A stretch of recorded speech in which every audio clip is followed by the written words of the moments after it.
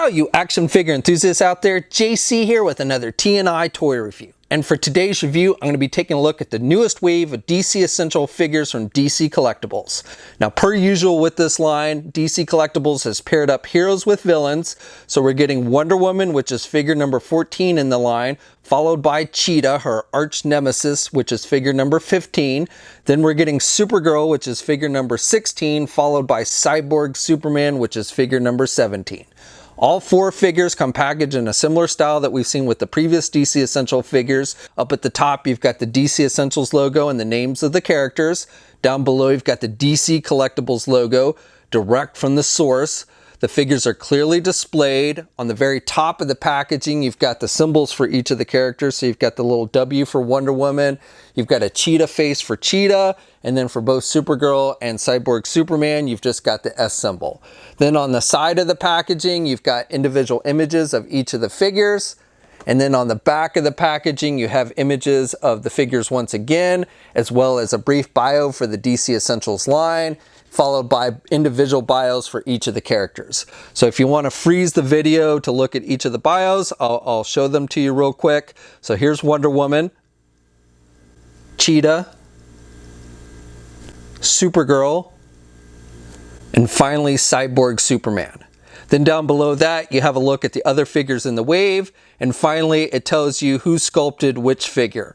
So Paul Harding sculpted the Wonder Woman figure. He's the one that's been working on most of the figures in the line up until this point. And then both Cheetah and Supergirl were sculpted by Sam Greenwell, followed by Cyborg Superman, which was sculpted by Steve Kiwas. Okay, so let's get these open and take a look at what's inside. Okay, so here's a look at the figures outside the packaging along with their other contents. Now, first of all, let me just say a big thanks to the folks at DC Collectibles for sending me these figures so I could review them for you guys.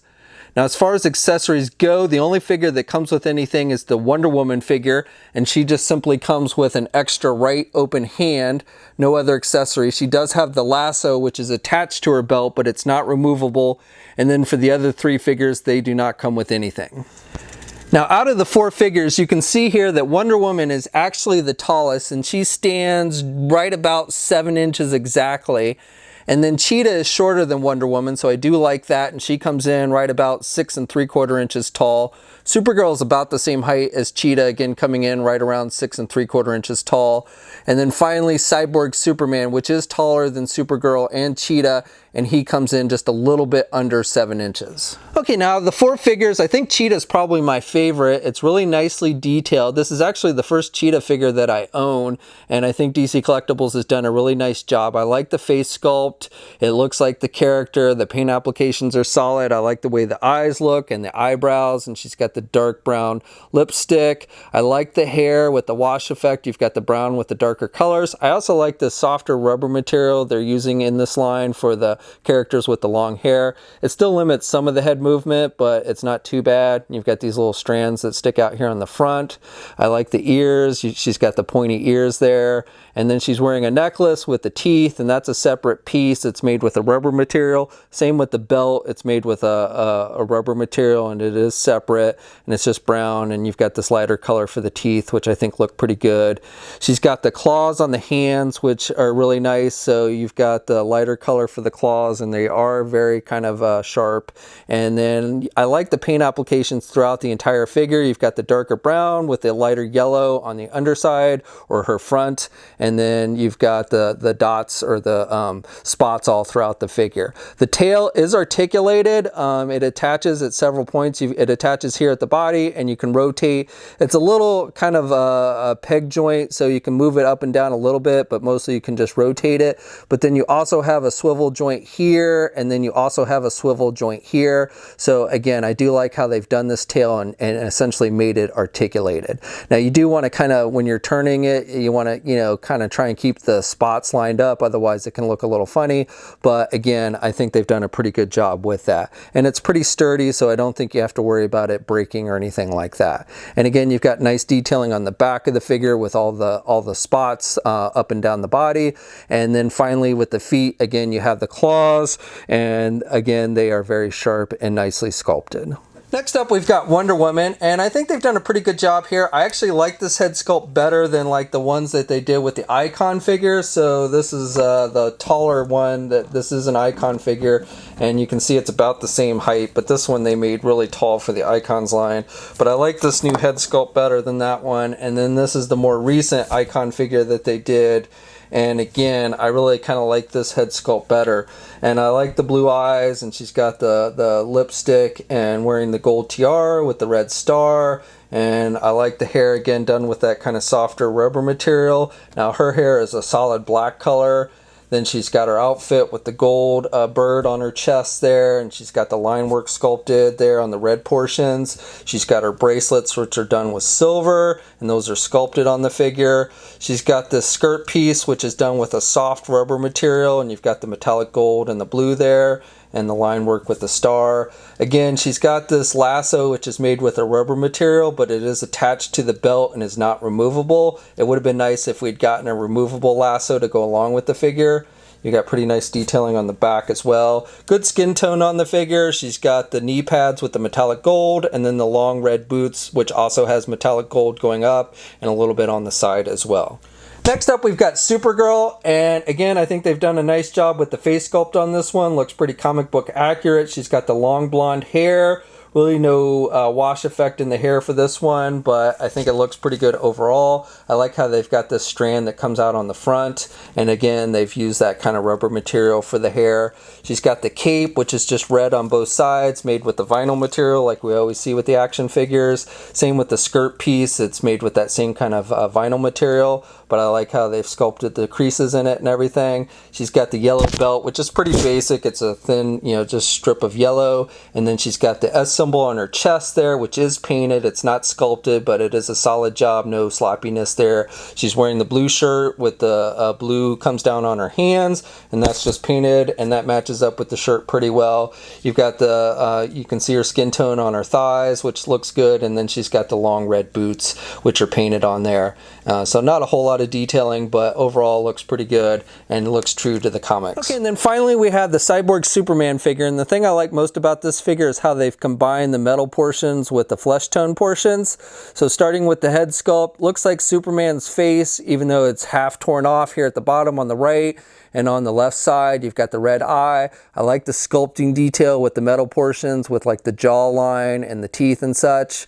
He's got the black hair with the little S curl for Superman, which looks good. The skin portion does look like actual Superman like it did in the comics.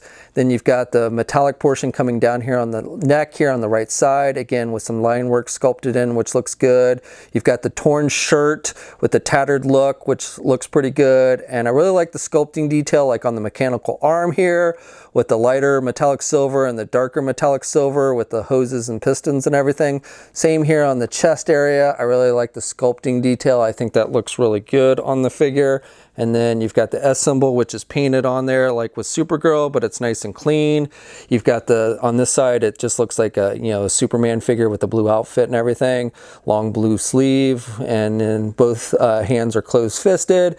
You've got the Superman belt with the little circle like we always see. They did paint the belt loops on this one, so you've got the red there, which is nice. The shorts are red, and it matches up nicely with the loops. And then you've got the blue for Superman's costume again. On the right leg, it looks, just looks like a Superman leg with the boots and everything. And then on the left leg, you've got the bottom portion, which is metallic silver. And I like the sculpting detail on the foot there with the little indent. It looks like a mechanical foot.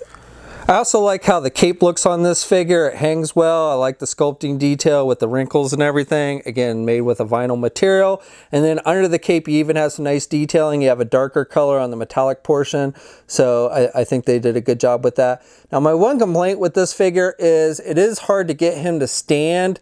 I don't know if it's the cape that throws him off a little bit, but definitely, expect this figure to fall over easily when you're standing him on his own. You might want to get some kind of flight stand. There are no peg holes on these figures, but you might want to get some kind of flight stand to use with this one. Now for articulation, starting with Cyborg Superman, the one male figure in this wave, you've got pretty good movement overall. You can turn the head to the left and the right. It is attached with the ball hinge joint. He can only look down about that much though, and he can look up pretty good. I just pulled it off the ball joint, but you can actually get him looking up pretty good for flight poses elbows, which is nice. And then you don't really get much in the way of head pivot, a little bit, but not too much. Arms attached with your standard ball hinge joint there at the shoulders, so you can get the arm out good. You've got good rotation there. Same with the mechanical arm. It's the same kind of articulation. You get a bicep swivel, you get the double hinged elbow and everything. You get rotation with the hands. You got hinges on the hands, so up and down movement. You've got an ab crunch joint, so he can crunch forward about that much, and then he can look back about that much. You get a waist swivel. This figure can do the splits really good. You can get the leg forward about that much, and you can do the leg out and back. You do have a thigh swivel with this one. You've got the double jointed knee, so good bending there at the knee. You've got a boot cuff swivel, and then you have hinges on the feet, so up and down movement, and you do have ankle pivot. Okay, and then for the 3 female figures, it's the exact same articulation for all 3, so I'm just going to go over it with the Wonder Woman figure. So you can turn her head to the left and to the right, even with the long hair, and she can look down really good. She really can't look back a whole lot, a little bit, because again, that hair is a rubber material, but that does limit some of that movement. And you, again, don't really get much in the way of head pivot with these. Arms are attached with your standard ball hinge joint there at the shoulder, so she can get her arm out good. She's got good rotation. She does have a bicep swivel. You do get double hinged elbows with these female figures, unlike Hasbro's Marvel Legend line. And then you've got rotation with the hands, and you have hinges on the hands, so up and down movement there. You get a rotating joint there at the midsection, so it's not a real ab crunch, so you can't look crunch forward very much. You can look back about that much, and then you can pivot to the left and the right there. You do not get waist swivels with the female figures, and then she can do the splits pretty good. She can get her leg forward good, and she can do her leg out and back. You do get a thigh swivel. You get a double jointed knee, so good bending there at the knee. You do get a boot cuff swivel. It's up high on this one, but you do get some rotation there. And then with the feet, you get up and down movement, and again, you do have ankle pivot. And both Cheetah and Supergirl also have boot cuff swivels, so at the normal place. Same with Supergirl, even though she has the knee-high boots, you can rotate there at the boot cuff. And real quick, I wanted to note on the Supergirl figure, if you're trying to get her into flight poses, again, because of the long hair, you can only get her to looking up so much. I mean, the hair is very soft, so you can actually have her look up. It's just, it's gonna kind of go back down because the hair is gonna push it down. So I don't know, you might work with it a little bit, but if you want to try and get her into flight poses, you know, it will take a little doing. The hinge joint has good movement overall. It's just, again, the hair does limit some of that movement. Okay, and then finally, just to give you a few comparisons. So here's a look at the Supergirl with the DC Icon Supergirl, which was basically wearing the same outfit, but I do like this newer Essential figure better. I like how they didn't do the cape so that it comes over her shoulders. I like the darker colors on the figure, and I actually kind of like this head sculpt a little bit better than the Icon version. And then also here's a look at an older New 52 Supergirl figure from DC Collectibles, which is about the same height. For Wonder Woman, once again, here's a comparison with the 2 Icon figures that DC Collectibles did. So this was the really tall Icon figure, which is wearing a very similar outfit to this Essential figure. And then the other Icon figure that they did for Wonder Woman, which I like the accessories that came with this figure. But overall, I think this new Essential figure is the best of the 3. Now, as I mentioned before, I don't have any other Cheetah figures to give you a comparison, but here is a look at all the bad guys that DC Collectibles has done up until this point for DC Essentials. Okay, and then finally, here's a comparison of the DC Essentials Cyborg Superman with DC Essentials regular Superman figure. And you can see Superman is a little bit taller. And then also I have here, this is an older DC Direct Superboy figure from the Reign of Superman line, which is where Cyborg originated from. And I couldn't find my old DC Direct Cyborg Superman figure to give you a comparison, nor was I able to locate my old DC Direct Steel and Eradicator Superman figures to give you kind of a Reign of Superman group shot. But if you do have those figures, I think scale-wise they actually probably would fit in with this newer figure as well. And hopefully DC Collectibles will get around to maybe redoing those figures to go along with this one. Okay, so that's my review. So I would say all 4 figures are pretty solid. Cheetah is definitely my favorite. I really like the sculpting detail and the paint applications. I like how they did the tail, so I think that's the best of the 4, but all 4 are solid. I like the Cyborg Superman with the metal parts. I think the Supergirl figure is an improvement over the Icon version, and Wonder Woman is pretty good as well. I would have liked to have seen a separate lasso for Wonder Woman, and with the Cyborg Superman, he's definitely hard to keep standing, and you may need to get something like a flight stand to keep him up. And DC Collectibles actually does sell their own flight stands, which you can buy separately. Now, these 4 figures will be out very soon, hitting comic and specialty shops. You can pre-order them at places like Big Bad Toy Store. We'll have a full image gallery up at toynewseye.com. I'll have a link to that in the video description. As always, leave a comment. Let me know what you think. If you're so inclined, like the video, subscribe to the channel, and hit the bell notification so you're alerted every time I upload a new video. You can also follow me on my Facebook, Twitter, and Instagram accounts. I have links to those in the video description as well. And until next time, guys, I'll catch you later.